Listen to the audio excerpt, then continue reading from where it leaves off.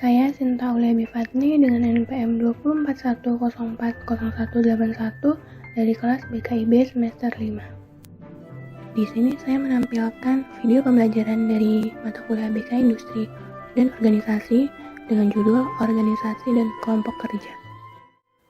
Dalam materi yang berjudul Organisasi dan Kelompok Kerja terdapat 3 subbab, yaitu yang pertama, pengertian dan prinsip Islam tentang organisasi, yang kedua, pengertian jenis, fungsi, dan proses kelompok dalam organisasi, dan yang ketiga, konflik dalam dan antar kelompok dan metode pengelolaannya. Jadi, apa sih yang dimaksud dengan organisasi? Ada banyak definisi organisasi yang dikemukakan oleh para ahli, tapi pada hakikatnya, organisasi ini adalah suatu badan yang didukung oleh sekelompok orang yang berusaha untuk mencapai suatu tujuan bersama. Organisasi dibentuk agar para anggotanya dapat mencapai tujuannya secara terorganisir. Organisasi didasarkan pada kesatuan visi dan misi para anggotanya. Organisasi juga bergerak dan berfungsi berdasarkan visi dan misi dari mereka sendiri. Lalu, bagaimana prinsip Islam tentang organisasi? Organisasi pada dasarnya adalah interaksi orang-orang dalam wadah untuk mencapai tujuan bersama. Dalam Islam, bagaimanapun organisasi dipandang dalam cahaya yang berbeda. Islam secara tidak langsung mendorong semua manusia untuk berorganisasi dan hidup dalam struktur yang terorganisir. Dalam rangka mencapai tujuan dan cita-cita suatu organisasi, diperlukan seorang pemimpin yang dapat memimpin dan mengarahkan setiap anggota agar tujuan dapat tercapai dengan tepat dan lancar.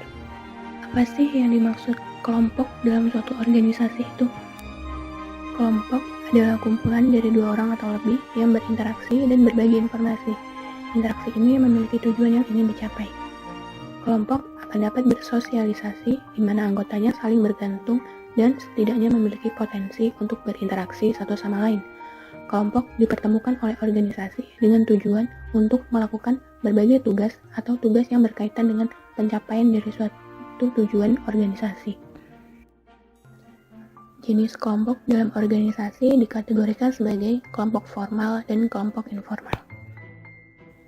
Yang dimaksud dari kelompok formal yaitu subunit yang sah dari suatu organisasi sebagaimana ditentukan oleh anggaran dasarnya atau keputusan administratif. Oleh karena itu, kelompok ini sengaja dibentuk untuk melakukan kerja nyata guna mendukung kerja organisasi yang dapat berupa kelompok kerja langsung, kepanitiaan, dan kelompok kerja temporal atau khusus. Sementara itu, kelompok informal sendiri tidak mempunyai struktur dan organisasi tertentu atau yang pasti. Kelompok informal biasanya terbentuk karena pertemuan yang berulang kali yang didasari oleh kepentingan dan pengalaman yang sama. Informal tidak memiliki status resmi dan tidak didukung oleh suatu peraturan. Fungsi kelompok dalam organisasi. Fungsi kelompok dapat dilihat dari perspektif anggota kelompok dan dari perspektif kepemimpinan organisasi. Kelompok kerja dianggap baik ketika mereka mencapai sesuatu yang sangat berarti bagi anggota ketika mereka merasa bahwa kelompok kerja dapat memenuhi kebutuhan dan harapan kita. Fungsi kelompok dapat dibagi menjadi 3, yaitu yang pertama, fungsi kelompok sebagai pelaksana berbagai tugas yang saling bergantung, misalnya tugas persiapan, operasi, dan aftercare. Semua tugas yang dilakukan unik tetapi saling bergantung. Yang kedua, fungsi kelompok sebagai mekanisme pemecahan masalah. Ketika bekerja berhadapan dengan masalah, pemecahan masalah kelompok menawarkan solusi terbaik ketika masalah membutuhkan bantuan. Yang ketiga, kelompok bertindak sebagai pembangkit ide-ide baru dan jawaban-jawaban yang kreatif. Kelompok menghasilkan ide-ide baru dan tanggapan kreatif ketika proses pemecahan masalah melibatkan pendistribusian data yang diperlukan. Anggota kelompok saling menginspirasi dengan menyumbangkan ide, jawaban, dan pemecahan masalah secara kreatif. Itu proses kelompok dalam organisasi yang dibagi menjadi 5. Yang pertama yaitu pembentukan atau forming. Pada tahap ini, kelompok baru saja dibentuk dan tugas telah diberikan. Pengenalan berlangsung pada tahap awal ini. Fase ini berakhir ketika anggota menjadi sadar bahwa mereka adalah bagian dari kelompok. Yang kedua yaitu keributan atau storming. Pada tahap ini, kelompok mulai menghasilkan ide-ide yang berkaitan dengan tugas yang dihadapi. Diskusikan isu-isu seperti masalah apa yang perlu dipecahkan, bagaimana masing-masing bekerja, dan jenis model kepemimpinan apa yang dapat diterima. Yang ketiga yaitu penormaan atau norming. Pada tahap ini, anggota kelompok melihat kontribusi signifikan masing-masing anggota terhadap kelompok dan mulai saling percaya. Yang keempat yaitu melaksanakan atau performing. Pada tahap ini dapat bekerja dengan lancar dan efektif tanpa konflik yang tidak perlu atau pengawasan eksternal. Anggota kelompok saling bergantung, saling menghormati, dan saling berkomunikasi.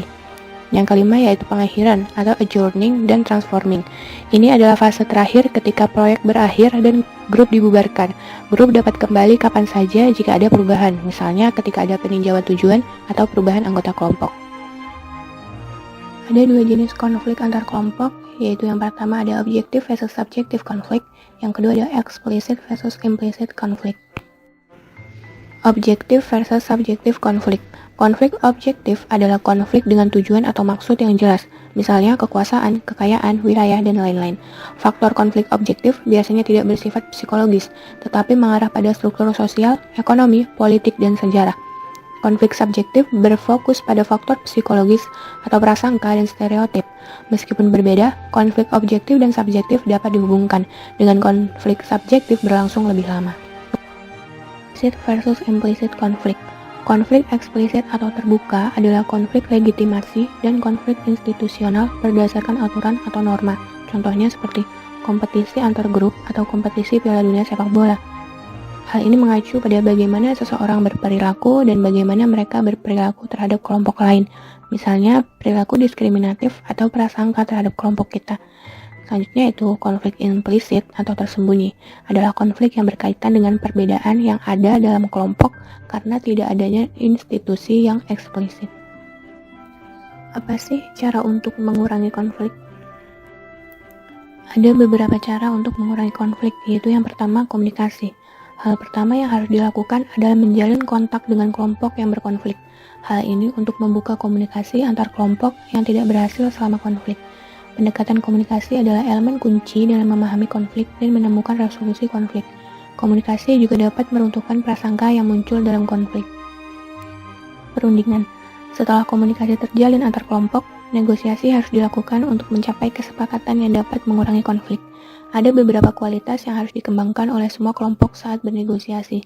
Yang pertama, bersikap terbuka.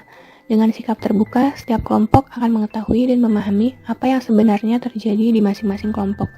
Keterbukaan juga membantu memperjelas masalah selama perselisihan. Yang kedua, saling menghormati. Sikap ini dapat menjaga dan menciptakan suasana kondusif selama proses negosiasi. Jika kedua karakteristik tersebut dikembangkan dalam negosiasi, tidak menutup kemungkinan bahwa kesepakatan bersama dapat dicapai lebih cepat. Yang ketiga, ada penerimaan dan penegakan keputusan yang disepakati. Setelah konsensus dicapai secara kolektif, setiap kelompok harus menerima konsensus tersebut dengan sepatutnya. Selain itu, setiap kelompok menerapkan langkah-langkah yang disepakati bersama. Yang terakhir ada evaluasi. Evaluasi sangat penting untuk menilai apakah kesepakatan yang disepakati telah dilaksanakan dengan baik oleh masing-masing kelompok. Evaluasi memungkinkan setiap kelompok untuk mengetahui apa yang harus dilakukan di masa depan. Sekian video pembelajaran dari saya.